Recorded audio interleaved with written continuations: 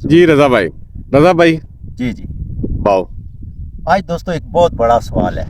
जितने भी तकन वाले सुनने वाले देखने वाले ना उन्होंने अगे एक बहुत बड़ा सवाल रखने असा ग्राउंड भी जाने एक टीम खड़ने क्रिकेट टीम विच जो अपनी टीम खड़ने असा नाल होने 11 खिलाड़ी संगी दोस्त होने मैच खेलने असा एक दूए की भरा ने रिस्पैक्ट देने लेकिन जो गेम शुरू होनी है तुसें पता है गेम विच अप एंड डाउन नचना हार भी होनी जीत भी होनी और कुछ ऐसे अनासर ऐसे लोग है विच जेड़े बदतमीजी करने गालियां कड्डने माऊ विचें भैनों विचें जो मुँह चुशना वो बकी जाने ते बाद तुम्हारा भराएं सॉरी ये वो आखिर ये क्यों है।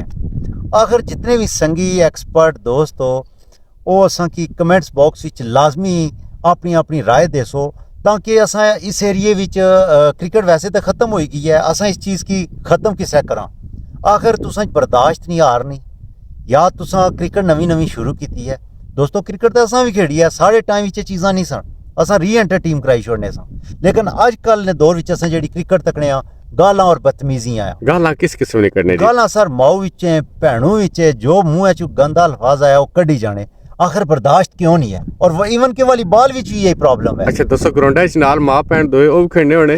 हालांकि माऊ भैना एक बहुत अच्छा और अजीम रिश्ता होना वै हर बंदे की माँ भैन होनी है असा की चाहिए एक दूए की रिस्पैक्ट और इज्जत करना लेकिन गाली नाली अगले बंदे की समझाना अच्छा वै या बुरा वै और ये चीज़ां होनियां चाहिए क्रिकेट विच वॉलीबॉल विच या नहीं।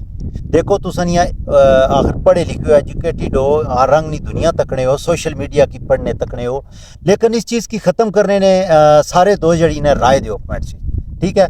अच्छा एक नवे सवाल नाल अगली वीडियो अल्लाह हाफिज़।